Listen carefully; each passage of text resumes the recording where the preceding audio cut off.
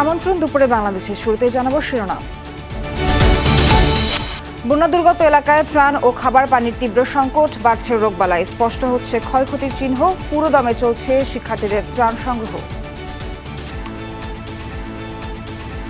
জানি না কিভাবে ঘুরে দাঁড়াবো এবং খুবই দূর অবস্থার ভিতরে যাপন করতেছি, একদম নিঃস্ব হয়ে গেছি। বিশুদ্ধ পানি এবং বাচ্চা টাচ্চা নিয়ে খুব অসুবিধার মধ্যে আমরা এলাকার মানুষগুলা, নলকূপগুলো আমাদের ডুবে গেছে। গুম হওয়া ব্যক্তিদের ফিরে পেতে কেন্দ্রীয় শহীদ মিনারের স্বজনদের মানববন্ধন, নিখোঁজদের তালিকা তৈরির পাশাপাশি ক্ষতিপূরণ দাবি।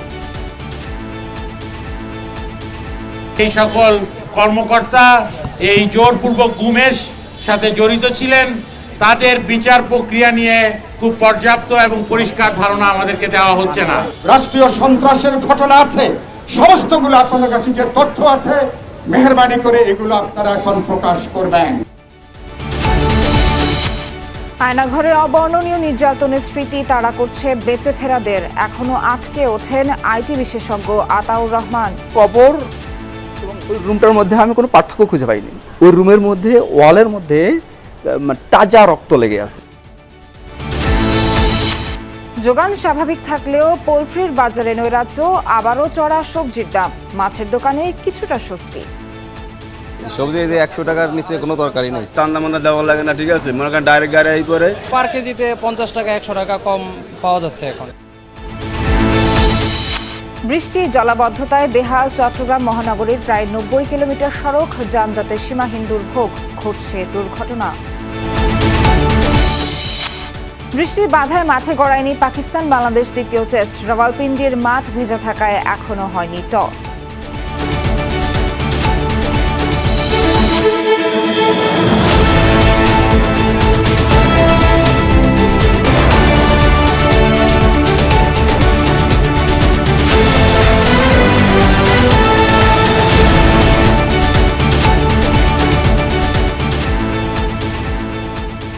দেখছিলেন শিরোনাম। এছাড়াও দেশ বিদেশের আরো খবর নিয়ে দুপুরে বাংলাদেশে আপনাদের সঙ্গে আছি আমি নাবিলা সোহার। বন্যা কবলিত লক্ষ্মীপুর, কুমিল্লা, নোয়াখালী ও ফেনী থেকে ধীর গতিতে নামছে বন্যার পানি, মানবেতর দিন কাটছে দুর্গত এলাকার লাখ লাখ বাসিন্দার। লক্ষ্মীপুরে বন্যার পানি ধীর গতিতে নামায় এখনও ডুবে আছে 5 উপজেলার বিস্তীর্ণ এলাকা, চরম ভোগান্তিতে দিন কাটছে 10 লাখের বেশি মানুষের। দুর্গত এলাকায় খাদ্য ও বিশুদ্ধ পানির তীব্র সংকট, সরকারি বেসরকারি উদ্যোগে ত্রাণ সহায়তা দেওয়া হলেও তা অপ্রতুল বলছেন দুর্গতরা। বন্যা কবলিত এলাকায় ছড়াচ্ছে পানিবাহিত নানা রোগবালাই। কুমিল্লা সদর, বুড়িচং ও চৌদ্দগ্রাম থেকেও ধীর গতিতে নামছে বানের জল, তবে নাঙ্গলকোট, মনোহরগঞ্জ ও লাকসাম এখনো জলাবদ্ধ। জেলার প্রায় 11 লাখ মানুষ পানিবন্দী। খাদ্য ও সুপেয় পানির সংকটে মানবেতর দিন কাটছে বাসিন্দাদের। 724টি আশ্রয় কেন্দ্র খোলা হয়েছে, যাতে আশ্রয় নিয়েছেন 76,000-এরও বেশি মানুষ। যেসব এলাকা থেকে বানের জল নেমেছে সেখানকার বাসিন্দারা ঘর মেরামতে ব্যস্ত। খাওয়া দাওয়া না, কিছু নাই, কেউ চায় না, সব লই গেছে কই মতে। এভাবে আসি, আর কোনো খানা নাই, রান্না বাড়িও নাই, না খাই আছি আমরা না খাই আছি, কোনো লোকে তালাশ করে না করে। নোয়াখালীর দুর্গত এলাকা থেকেও পানি নামছে, তবে তা খুবই ধীর গতিতে। বাড়িঘর, রাস্তাঘাট ডুবে থাকায় চরম ভোগান্তি পোহাতে হচ্ছে বাসিন্দাদের। এখনো বিদ্যুৎ বিচ্ছিন্ন কিছু এলাকা। বন্যা কবলিত এলাকায় সরকারি বেসরকারি উদ্যোগে ত্রাণ সহায়তা দেওয়া হচ্ছে। এদিকে মুছাপুর ক্লোজার ধসের কারণে কোম্পানিগঞ্জে দেখা দিয়েছে নদী ভাঙন, হুমকিতে বাড়িঘর সহ বহু স্থাপনা। ফেনীতে বন্যা পরিস্থিতির উন্নতির দিকে, তবে কমেনি দুর্ভোগ। সদর, সোনাগাজী ও দাগনভূঞা উপজেলার অনেক এলাকা এখনো ডুবে আছে। পানিবন্দী প্রায় 5 লাখ মানুষ। বহু মানুষের দিন কাটছে আশ্রয় কেন্দ্রে, তবে খাদ্য সংকট রয়েছে। স্থানীয় প্রশাসনের তথ্য অনুযায়ী জেলায় বন্যায় এ পর্যন্ত 19 জন মারা গেছেন। বন্যা পরিস্থিতির খবর জানবো আমাদের সহকর্মীদের কাছ থেকে। শুরুতে যাব কুমিল্লায়, সেখানে আছেন আমাদের সহকর্মী খোকন চৌধুরী। খোকন, কুমিল্লার সার্বিক বন্যা পরিস্থিতি কতটা বদলেছে এবং ত্রাণ তৎপরতা কেমন, এবং আশ্রয় কেন্দ্র থেকে নিজ নিজ ঘরে বানভাসীরা কি পরিমাণ ফিরছে জানাবেন।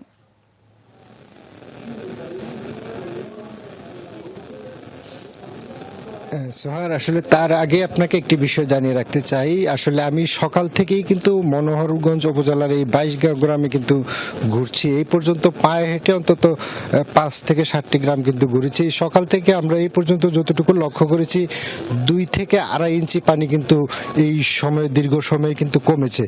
এই বিষয়টি নিয়ে আসলে এলাকাবাসীর মধ্যে একটি চরম ক্ষুব্ধতা দেখা গিয়েছে যে গেল 15 বছরে কিন্তু এই এলাকা কিন্তু প্রচুর পরিমাণ খাল ছিল, সেইগুলি কিন্তু দখল এবং দূষণে মুক্ত, মানে এই খালগুলো কিন্তু আসলে বিপন্ন হয়ে গেছে। ফলে কিন্তু এসব এলাকার পানি কিন্তু কোনো দিকেই সরছে না।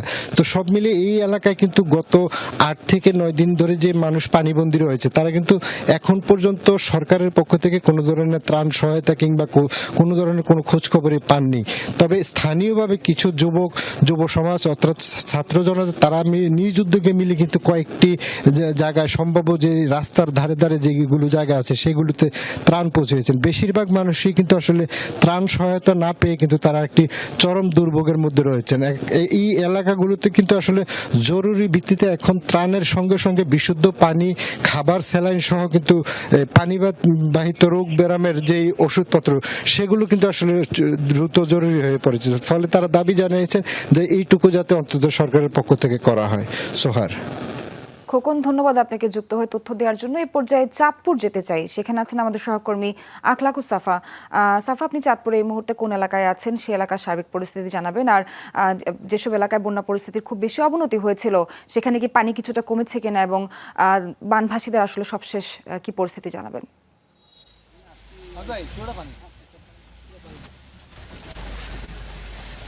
সোহার, পানি কিছুটা কমেছে এবং কমছে বলা যায়, এবং সবচেয়ে যেটি আসলে সৌভাগ্যের যে বিষয় সেটি হচ্ছে 2 দিন ধরে রোদ উঠেছে, এবং এই রোদ ওঠার কারণে কিন্তু কিছুটা এখন নতুন করে যে পানি বাড়ার যে অবস্থাটা তৈরি হয়েছিল এর আগের যে 3 থেকে 4 দিনে সেটা থেকে কিছুটা রক্ষা পাওয়া গেছে। কিন্তু তারপরও শঙ্কা কিন্তু কাটেনি, আবারও যদি বৃষ্টি বেড়ে যায় সেই ক্ষেত্রে কিন্তু এই যে ডাকাতিয়া হয়ে যেই পানিটা মেঘনার দিকে যাচ্ছে, অর্থাৎ ফেনী, নোয়াখালী, কুমিল্লার যে পানিটা, সেই পানিটাই কিন্তু এই যে চাঁদপুরের যে 6টি উপজেলা আছে সেই 6টি উপজেলার মোটামুটি 4টি উপজেলায় কিন্তু প্লাবিত এমন একটি অবস্থা তৈরি হয়েছে। এখন যেটি বিষয় সবচেয়ে গুরুত্বপূর্ণ সেটি হচ্ছে ত্রাণ এবং ত্রাণের সমন্বিত এবং সুষম বন্টন। এটি হচ্ছে এখন সবচেয়ে বড় একটি চ্যালেঞ্জের জায়গা। এখানটাতে কিন্তু নজর খুব একটা শুরু থেকে খুব একটা নজর ছিল না। আমরা এখন দেখতে পাচ্ছি যে স্বেচ্ছাসেবী সংগঠনগুলো, তারপরে ত্রাণ নিয়ে যারা ঢাকা থেকে আসছেন অথবা স্থানীয়ভাবে ত্রাণ জোগাড় করে যারা বিভিন্ন জায়গাগুলোতে নিয়ে যাচ্ছেন। এখন আমরা হিউম্যান রাইটস ফাউন্ডেশনের একটি ট্রাকে আছি, যে এই ট্রাকটি এখানে গন্ধব্যপুর যে ইউনিয়ন সেই ইউনিয়নের দিকে যাচ্ছে, এবং এটি হচ্ছে মূল যে উপজেলার যে শহরটি আছে, মূল উপজেলা শহর থেকে প্রায় 30 থেকে 40 কিলোমিটার কিন্তু দূরত্বের একটি অবস্থান। আমরা দেখতে পাচ্ছি পুরো রাস্তাটা, যে রাস্তাটা দিয়ে আমরা যাচ্ছি, এখানে কিন্তু কিছুক্ষণ পরপরই দেখা যাচ্ছে রাস্তার উপরে যে বন্যার পানি উঠেছিল সেই পানি ওঠার কারণে কিন্তু রাস্তাগুলো যে কি পরিমাণ ক্ষতিগ্রস্ত হয়েছে এবং যে ক্ষত চিহ্নগুলো এখনো কিন্তু বোঝা যাচ্ছে, এবং যা খুবই স্পষ্ট। এবং যেসব জায়গায় যে এলাকাগুলো একেবারেই ওদের চরের পাশের যে এলাকাগুলো, সেই এলাকাগুলোতে কিন্তু ত্রাণের একটা যে ওই যে শুরুতে যেটি আপনাকে বলছিলাম সুষম এবং সমন্বিত যে বন্টন, সেই সমন্বিত বন্টনটা এখন শুরু হয়েছে, এবং সেই হিসাব করে কোন কোন জায়গায় সবচেয়ে বেশি দুর্গত আছে সেই দুর্গত এলাকাগুলোকে সর্বোচ্চ গুরুত্ব দিয়ে কিন্তু ত্রাণের যে বিতরণ, সেই ত্রাণ বিতরণ করা হচ্ছে। এবং ত্রাণের মধ্যে আমরা দেখতে পাচ্ছি যেমনি আছে বিশুদ্ধ খাবার পানি, সুপেয় পানি এবং শুকনো খাবারের পাশাপাশি ওষুধ এবং স্যানিটারি ন্যাপকিন, এই সবই কিন্তু পৌঁছে দেওয়া হচ্ছে বন্যার্তদের মাঝে। সাফা, আমরা দেখতে পাচ্ছি যে আপনি নিজেও ত্রাণ নিয়ে যাচ্ছেন। এই ত্রাণগুলো যাতে প্রত্যন্ত অঞ্চলে এবং সুষম বন্টন হয় ত্রাণগুলোর, এমনটাই আশা করা যায়। ধন্যবাদ আপনাকে। সর্বনাশা বন্যার ক্ষতি কিভাবে কাটিয়ে উঠবে বানভাসী মানুষগুলো? কারো ভেসে গেছে ঘর, কারো চাষের মাছ, আর কারো গোয়ালের গরু। ফেনীর ছাগলনাইয়া যেন যুদ্ধ বিধ্বস্ত কোনো এক অঞ্চল। সেখানকার ক্ষতিগ্রস্ত পরিবারগুলোর কথা জানবো। আলামিন শিকদারের রিপোর্টে ছবি তুলেছেন সাইদুর রশিদ ইভান। কে বলবে 2 সপ্তাহ আগেও এখানে ছিল একটি সুন্দর সংসার, গোলা ভরা ধান, গোয়ালে গরু আর খাঁচা ভরা হাঁস মুরগি। এখন তা কেবলই স্মৃতি। ছাগলনাইয়ার বাঁশপাড়া সড়কের পাশেই বানের স্রোতে লন্ডভন্ড এ ঘরটি। কেউ আছেন ঘরে? এ ঘরে কাউকে পাওয়া যাচ্ছে না। প্রতিবেশী জানান ঘরটি শিপনের। 1.5 বছর আগে রাস্তার পাশে এসে নতুন করে এই ঘরটি নির্মাণ করেছিলেন। স্ত্রী সন্তানদের নিয়ে প্রাণে বাঁচতে কোথাও আশ্রয় নিয়েছেন। এখনো জানেন না তার ঘরের এ হাল। সবকিছু পানির স্রোতে সব নিয়ে গেছে, উনি কোনো জিনিসপত্র নিয়ে বের হতে পারে নাই। শিপন হয়তো এখনো কোথাও কোনো উঁচু স্থানে আশ্রয় নিয়ে আছে, জানে না তার এই ঘরের অবস্থা। তার জীবনের আসল সংগ্রামটা শুরু হবে তার ঘরে ফেরার পর। এই অবস্থা থেকে কিভাবে নিজেকে সামলাতে পারবে শিপন, কে জানে। ঘরটির পাশেই বেশ কয়েকটি মুরগির খামার ও মাছের প্রজেক্ট ক্ষতিগ্রস্ত হয়েছে বন্যায়। ভেসে গেছে মুরগি, মাছ হারিয়ে নিঃস্ব খামারি। প্রায় 1.5 কোটি টাকার অধিক ক্ষতি হয়ে গেছে। এর ভিতরে 80 লাখ টাকারও বেশি পল্লী ব্যাংকের ঋণ, কিছু টাকা খাদ্য কোম্পানির ক্রাউন এগ্রোর ক্রেডিট ছিল। জানি না কিভাবে ঘুরে দাঁড়াবো এবং খুবই দূর অবস্থার ভিতরে জীবনযাপন করতেছি, একদম নিঃস্ব হয়ে গেছি।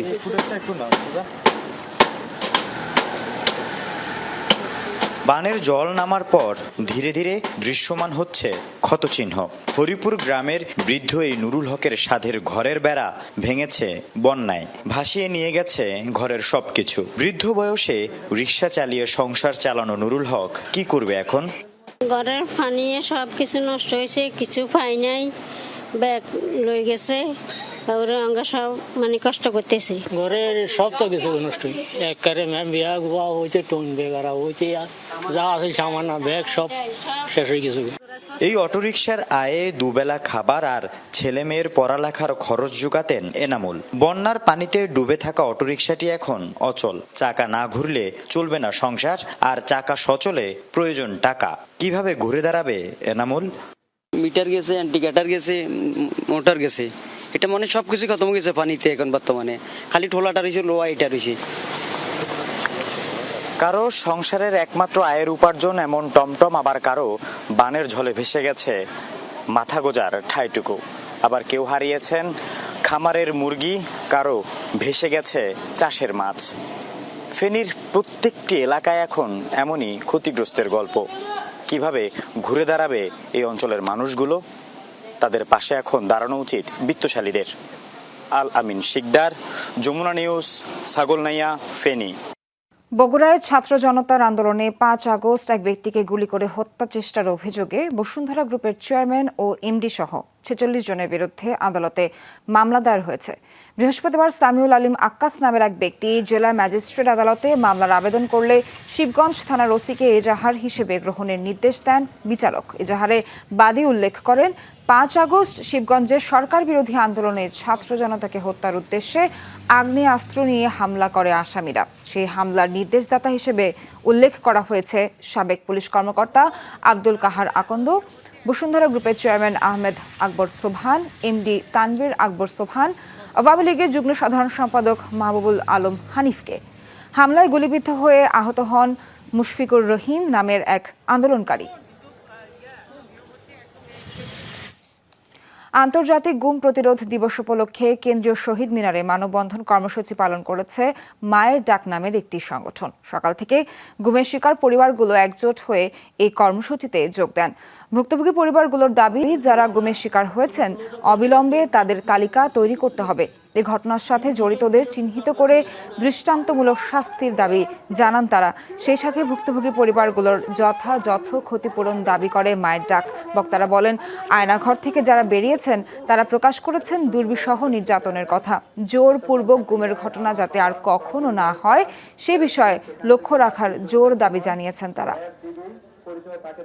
আমাকে র্যাব নাই, অবশ্যই আমাকে র্যাব নাই, আমি ইচ্ছা করে চলে গেছি, আমি আমাকে নিজে থেকে দিয়ে পাই। এই সকল কর্মকর্তা এই জোরপূর্বক গুমের সাথে জড়িত ছিলেন, তাদের বিচার প্রক্রিয়া নিয়ে খুব পর্যাপ্ত এবং পরিষ্কার ধারণা আমাদেরকে দেওয়া হচ্ছে না। আমি অনুরোধ করব গণমাধ্যম আপনাদের কাছে, গত এই দেড় দশকে যতগুলো গুমের ঘটনা আছে, অপহরণের ঘটনা আছে, রাষ্ট্রীয় সন্ত্রাসের ঘটনা আছে, সমস্তগুলো আপনাদের কাছে যে তথ্য আছে, মেহেরবানি করে এগুলো আপনারা এখন প্রকাশ করবেন। সাবেক প্রধানমন্ত্রী শেখ হাসিনার কার্যালয় থেকে ডিজিএফআই এর ইমেইলে যাওয়া একটি স্প্যাম ইমেইলকে কেন্দ্র করে 94 দিন আয়নাঘরে থাকতে হয়েছিল আইটি বিশেষজ্ঞ আতাউর রহমানকে। অনাগত সন্তানের বাবার খোঁজে তখন মন্ত্রী এমনকি স্পিকারের কাছ পর্যন্ত গিয়েছিলেন আতাউরের স্ত্রী। দূর দূর করে তাড়িয়ে দেওয়া হয়েছিল তাকে। সহকর্মী আকলাকুস সাফাকে আতাউর বলেছেন, কি হয়েছিল আয়নাঘরে ওই 94 দিন। আইটি বিশেষজ্ঞ আতাউর রহমান শাহিন চুক্তিভিত্তিক কাজ করেছিলেন প্রধানমন্ত্রী কার্যালয়ের সার্ভার ও ফায়ারওয়াল ইনস্টলেশন নিয়ে। 2019-এর 2 মে কাজ শেষে বাড়ি ফেরার সময় তাকে তুলে নিয়ে যায় ডিজিএফআই। মাইক্রোমাসের ভিতরে ঢুকে নিয়ে আমার একটা ব্ল্যাক মাস্ক এই পর্যন্ত পরিয়ে দেয়। পরে দেওয়ার পরে সেটাকে টাই করে দিল, দেওয়ার পরে আমাকে সিটের মধ্যে লম্বা করে শোয়াই দিল, দেওয়ার পর পিছন থেকে হাত আমাকে এরকম করে হ্যান্ডকাপ দিয়ে হাত লাগিয়ে দিল। লাগিয়ে দেওয়ার পরে একজন রিভলভার মাথার মধ্যে ধরে আমাকে বলতেছে কোনো চিল্লাচিল্লি করবে না, কোনো কথা বলবে না। তারপর একজন পায়ের মধ্যে পা চেপে বসলো। আয়নাঘরে নিয়ে শুরু হয় জিজ্ঞাসাবাদ। নিরাপদ সড়ক আন্দোলন দিয়ে শুরু, তারপর পিএমওর ইমেইল থেকে ডিজিএফআই এ যাওয়া একটি মেইল নিয়ে যত প্রশ্ন। ওরা ধারণা করছে যে মেইলটা আমি পাঠিয়েছি, আর ওরা এই কারণে আমাকে উঠাই নিয়ে আসছে। এই ছোট্ট একটা মেইলের কারণে আপনারা আমাকে ইয়ে করবেন, এইখানে উঠাই নিয়ে আসবেন। যদি আপনার প্রবলেম মনে হয়, সন্দেহ মনে হয়, আপনি আমাকে কল করতে পারতেন। আমি এই দেশেরই নাগরিক, আমার কোনো পলিটিক্যাল আইডেন্টিটি নাই। তখন সে আমাকে ফোর্সলি বলার চেষ্টা করলো যে এই বাংলাদেশে থাকতে হলে একমাত্র আওয়ামী লীগের কোনো বিকল্প নেই, আওয়ামী লীগই করতে হবে, এর বাইরে কখনো চিন্তাও করতে পারবে না। আয়নাঘরের ওই কক্ষটা মনে পড়লে এখনো শিউরে ওঠেন আতাউর। কবর এবং ওই রুমটার মধ্যে আমি কোনো পার্থক্য খুঁজে পাইনি। ওই রুমের মধ্যে ওয়ালের মধ্যে তাজা রক্ত লেগে আছে। ভাত খেতে বসলে আমার চোখের পানি দিয়ে পুরো ভাত ভিজে যেত। মানে এতটাই ভয়ঙ্কর, এতটাই বীভৎস। কেউ পাশে এসে রিভলভার দিয়ে শব্দ করতেছে, রিভলভার লোড করতেছে, গান লোড করতেছে। একজন আমাকে এসে বলতেছে যে এ যদি মুখ দিয়ে কোনো কথা না বের করে এর যৌনাঙ্গের মধ্যে কারেন্ট শক দাও। পুরোটা সময় পুলিশ, ডিবি, ডিজিএফআই, স্বরাষ্ট্রমন্ত্রী, সংসদের স্পিকার প্রত্যেকের কাছে ছুটে বেরিয়েছেন আতাউরের স্ত্রী তানিয়া। তখন তিনি 6 মাসের অন্তঃসত্ত্বা। আমি গেলাম হচ্ছে স্বরাষ্ট্রমন্ত্রীর বাসায়। উনি বের হয়ে এসে আমার সঙ্গে রুড বিহেভ করলো। মন্ত্রী? হ্যাঁ, এই আপনি কেন এখানে, আপনি কেন এখানে, আপনি যান, চলে যান, চলে যান, যা হবে দেখা যাবে। ওই বিষয় নিয়ে আমরা কোনো কথাবার্তা বলবো না। ওনার রাগারাগি শুনে আমি রাত 1:30টার সময় উবার নিয়ে আমি বাসায় আসি। বাসায় এসে পরের দিনে সকালবেলা আমার মামা শ্বশুর অসুস্থ হয়ে হার্ট অ্যাটাক করে মারা গেল। 3টা মাস যে কষ্ট গেছে দৌড়ে, আমি একটা দিন বাসায় থাকিনি। এমন কোনো জায়গা নাই যে আমি যেখানে যাইনি। যে মিলটিকে কেন্দ্র করে এত নির্যাতন, সেটি ছিল স্পাম। 94 দিন পর চোখ মুখ বেঁধে রাস্তায় ফেলে দেয়া হয় আতাউরকে। নিজে বেঁচে গেলেও দেখে এসেছেন আয়না ঘরে শতবন্দির আর্তনাদ। মানুষের গোংরানি, চিল্লানি, হাহাকার, মানে এটা আসলে মানে না বলে বোঝানোর মতো আসলে কোনো সিচুয়েশন নেই। আপনি চোখ বন্ধ হয়েছে, দেখবেন যে পাশের রুমে এমন চিল্লাচিল্লি করতেছে, মানে তাকে হয়তো মেরে এমন অবস্থা করে। আখলাকুস সাফা, যমুনা নিউজ, ঢাকা। আয়নাঘরের মতো অনেক নতুন শব্দের জন্ম দিয়েছে আওয়ামী লীগ। তাদের আমলে 700-র বেশি মানুষকে গুম করা হয়েছে। এই অভিযোগ তুলেছেন বিএনপির স্থায়ী কমিটির সদস্য ডক্টর AZM জাহিদ হোসেন। সকালে নয়াপল্টনে ছিল বিএনপি ত্রাণ কমিটির সংবাদ সম্মেলন। সেখানে তিনি বলেন, গুম দিবসে শপথ নিতে হবে, গুম খুনের সাথে জড়িতদের অবশ্যই আনতে হবে বিচারের আওতায়। তিনি আরও বলেন, ভারতের সৃষ্ট বন্যায় কয়েকটি জেলার মানুষ অসহনীয় দুর্ভোগ পোহাচ্ছে। বন্যার্তদের পাশে বিএনপি সবসময় আছে। দুর্গতদের সহযোগিতায় বিএনপি ত্রাণ তহবিলে 10 কোটি টাকা জমা পড়েছে, এমনটাও জানান তিনি। গত 1.5 মাসে প্রায় 5 থেকে 7 হাজার লোক, যাদের কারো হাত নাই, কারো পা নাই, কারো চোখ নাই, এরকম একটি অবস্থায়, এবং অনেকেই এই মুহূর্তেও ঢাকা সহ বাংলাদেশের বিভিন্ন হাসপাতালে চিকিৎসাধীন অবস্থায় মৃত্যু লড়ছেন। আমরা তাদের সুস্থতা কামনা করি। ঢাকা বিশ্ববিদ্যালয়ে শুক্রবার সাপ্তাহিক ছুটির দিনেও চলছে বন্যা দুর্গতদের জন্য গণত্রাণ সংগ্রহ। সকাল 11টা থেকে শুরু হয়েছে বৈষম্য বিরোধী ছাত্র আন্দোলনের এই কার্যক্রম। এ সময় টিএসসি ও জিমনেশিয়ামে একযোগে শুরু হয় ত্রাণ সংগ্রহ। এই কার্যক্রমে অংশ নেয় বিভিন্ন শ্রেণী পেশার মানুষ।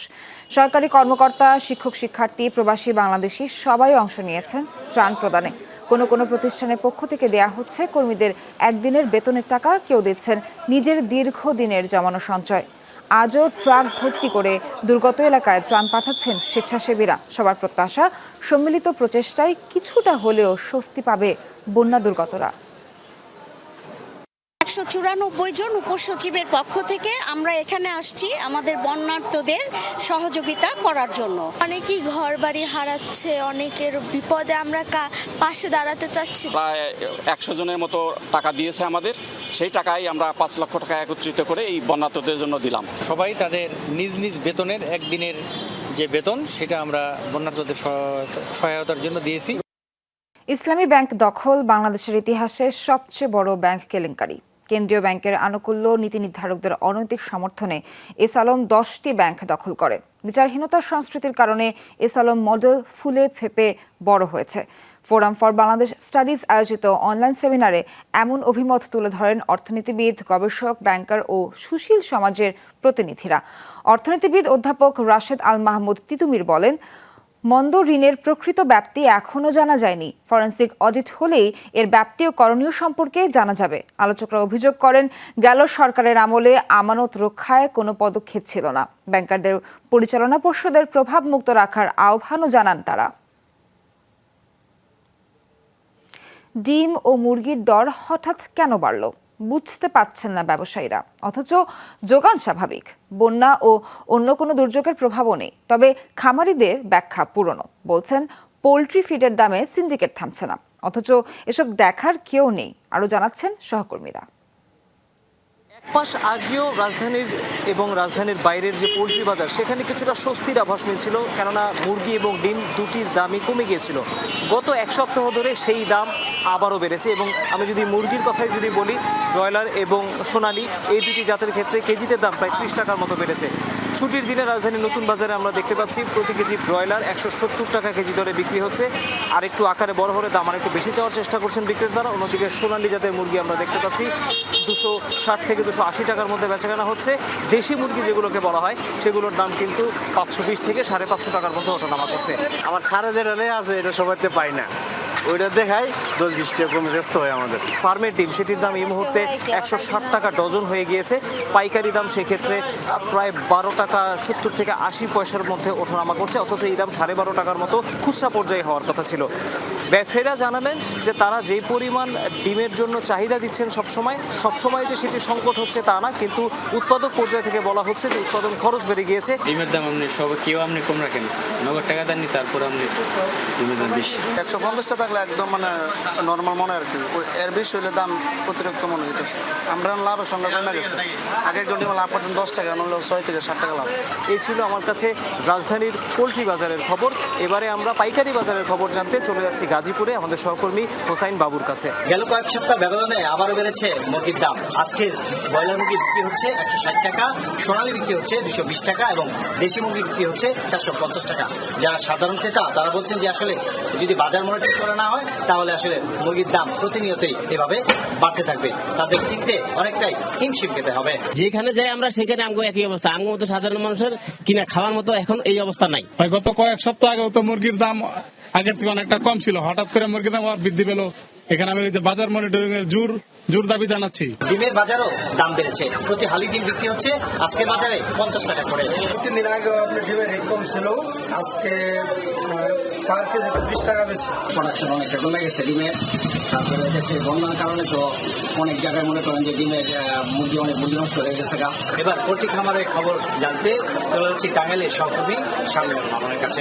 আমি এখন রয়েছি টাঙ্গাইলের লতিফপুর যে গ্রামটি রয়েছে সেই গ্রামের প্রান্তিক পর্যায়ের যে খামারিরা মুরগি লালন পালন করে থাকেন তাদের এই খামারে এই খাবার এবং ওষুধপত্র সবকিছু মিলিয়ে তাদের প্রায় 145 থেকে 60 টাকা খরচ হয়ে যায়, যার ফলে হচ্ছে যে এখন প্রতি কেজিতে তারা কিন্তু প্রায় 15 থেকে 20 টাকা করে ক্ষতিগ্রস্ত হচ্ছেন। এই হুনি যে 70 টাকা করে হয়েছে, আবার বেচবার যায় এই যে 10 টাকা নাই ওর মধ্যে, তাহলে এটা কোন ধরনের কিভাবে করে আমরা তো বুঝি না। খামারিরা যেটি বলছেন যে এখান থেকে তারা মুরগি 40 থেকে 42 টাকা করে কিনে নিয়ে যাচ্ছেন এবং তাদের খরচ বাবদ 145 থেকে 47 টাকা হচ্ছে, কিন্তু তারা কিন্তু বিক্রি করছেন 170 থেকে 75 টাকা। তার মানে হচ্ছে যে মাঝখানে কিন্তু তারা 30 থেকে 35 টাকা পর্যন্ত লাভবান হচ্ছেন। 50-55 পর্যন্ত এই পর্যন্ত উপরে বেচতে পারিনি পাইকারি, কিন্তু তখন আমরা 220 টাকা করে দিই। সিন্ডিকেট একটা ব্যবসা, এরা মাঝে মাঝে বাড়ায় মাঝে মাঝে কমায়, বাচ্চার দাম বাড়ায়, মুরগির দাম কমায়,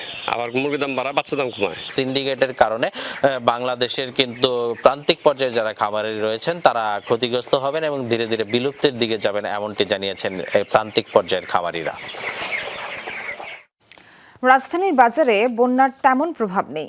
কারণ হিসেবে দোকানিরা জানিয়েছেন, দুর্গত এলাকা থেকে রাজধানীতে সবজির চালান আসে না। তবে বেগুনের কেজি এখনও শতকের ঘরে। অন্যান্য সবজির দর 60 থেকে 80 টাকা। তবে যোগান বাড়ায় মাছের মোকামে কিছুটা স্বস্তি ফিরতে শুরু করেছে। নদী ও চাষের মাছের সাথে ইলিশের দরেও কিছুটা কমতির দিকে। বন্যায় প্লাবিত হয়েছে দেশের 11টি জেলা। এসব অঞ্চল থেকে রাজধানীতে সবজি সরবরাহ তেমন একটা হয় না, তাই বন্যার কারণে সরবরাহে কোনো প্রভাব পড়েনি। অথচ দামে নেই স্বস্তি। সপ্তাহান্তে বেশিরভাগ সবজির দাম বেড়েছে। 1 কেজি বেগুনের জন্য গুনতে হবে 100 টাকার বেশি। 240 টাকা কেজির নিচে মিলছে না কাঁচামরিচ। করলা বা কাঁকরোলের স্বাদ নিতে হলে দিতে হবে 80 থেকে 90 টাকা। দাম খুব বেশি, সবজি 100 টাকার নিচে কোনো তরকারি নেই। একমাত্র ওটা 70 টাকা, আর ব্রয়লার একটু কম দাম আছে, আর সবজি তো পুরো আগুন।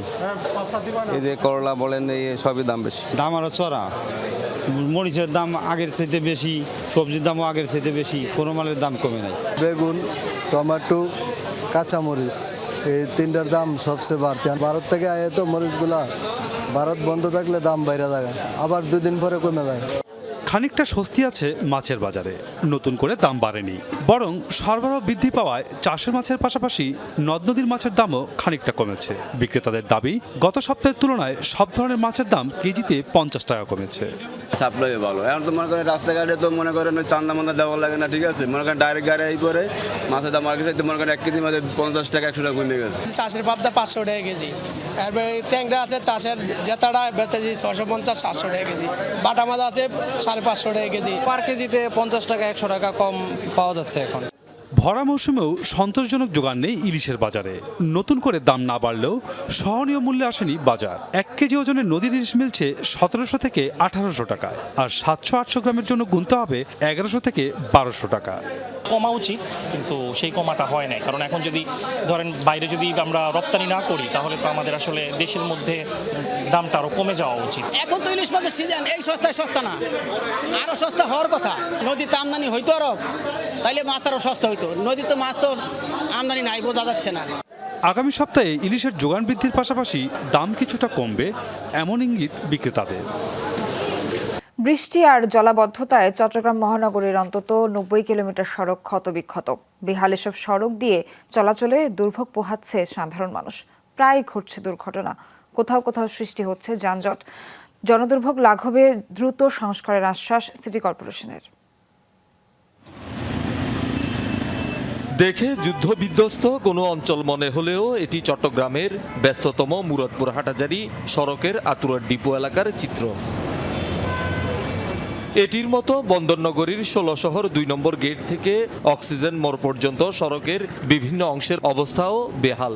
মুরাদপুর থেকে বহদ্দারহাট যাওয়ার সড়কটিও খানাখন্দে ভরা।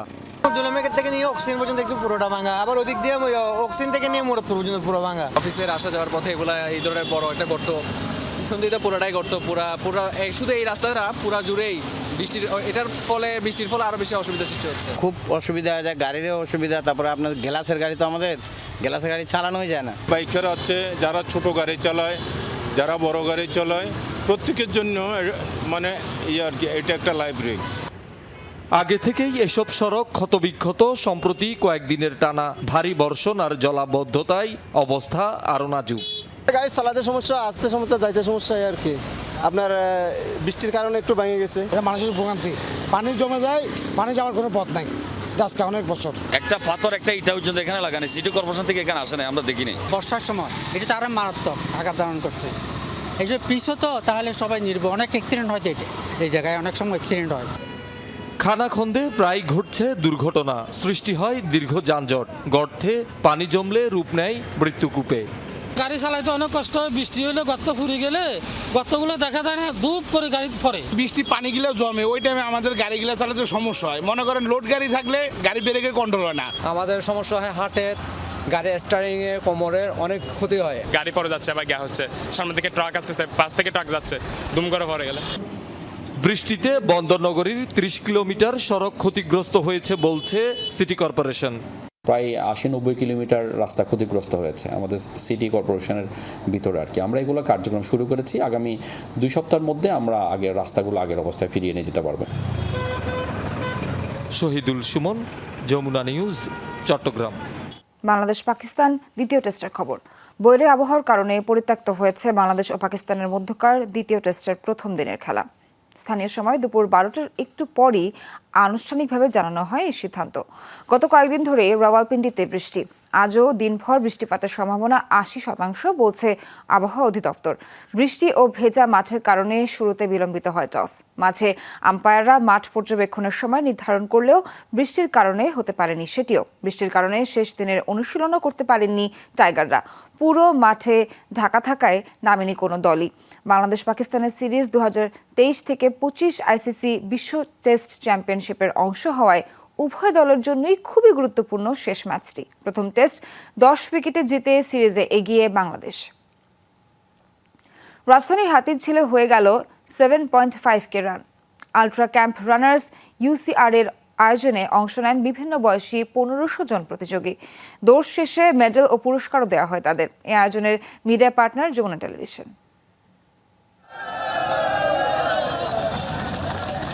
সূর্য ওঠার আর খানিকটা সময় বাকি। মেঘলা আকাশ, ঝিরি বৃষ্টিতে শুরু হলো দৌড়। Ultra camp runners UCR 7.5K run অংশ নেন বিভিন্ন বয়সের 1500 প্রতিযোগী, যার মধ্যে 200 জনই মহিলা। অ্যাকচুয়ালি আমরা যারা রান করি এদের রানের প্রতি অন্যরকম একটা আকর্ষণ থাকে, ভালো লাগা থাকে, সেই ভালো লাগা থেকেই আসে। অনেক মানুষ থাকে এখানে, একটা আনন্দময় পরিবেশ তৈরি হয়। ফিট থাকার জন্য আমার মনে হয় ছেলে মেয়ে সবারই উচিত ম্যারাথন বা এই টাইপের ফিটনেস যেই অ্যাক্টিভিটিসগুলো আছে সেগুলোতে অ্যাটেন্ড করা। দৌড়বিদরা বলেন, সুস্থ ও মাদকমুক্ত বাংলাদেশ গড়তে সকলেরই শারীরিক ব্যায়াম ও দৌড়ের অভ্যাস করা প্রয়োজন। ম্যারাথন করি ফিজিক্যালি এবং মেন্টালি ভালো থাকার জন্য, এটা হচ্ছে মেইন অবজেক্টিভ। সেই জন্যই আজকে রান করার জন্য আসছি। সুস্থ দেহ এবং মনের জন্য এবং মাথাকে ঠান্ডা রাখার জন্য, সুন্দরভাবে কাজে মনোনিবেশ করার জন্য আমি মনে করি রানটা প্রত্যেকটা মানুষের জন্য খুবই জরুরি। Every time I was overtaking somebody, they were like, "Hey, where are you from? Where are you from?" And I was like, "Yeah, I have to run. Sorry, man. I tell you at the finish line." But it was nice. It was nice. আয়োজকরা জানান, দেশের এই দুর্যোগ মুহূর্তে নগরবাসীর মানসিক ও শারীরিক প্রশান্তির জন্যই এমন উদ্যোগ। আমাদের পজিটিভ সাইন যে হচ্ছে রানকে সবাই ভালোবাসে। এখন আমি মনে করি রান হচ্ছে শারীরিক থেকে মানসিক একটা বড় একটা প্রশান্তি বয়ে নিয়ে আসে। দৌড় শেষে বিজয়ীদের হাতে তুলে দেওয়া হয় পুরস্কার ও সম্মাননা। হাসিবুল করিম, যমুনা নিউজ, ঢাকা। দর্শক, বিদায় নিচ্ছি দুপুরে বাংলাদেশের প্রথম ঘন্টা থেকে। পরের ঘন্টা খবর নিয়ে ফিরবেন সহকর্মী ইশরাত জাহান। দেখার আমন্ত্রণ রইল।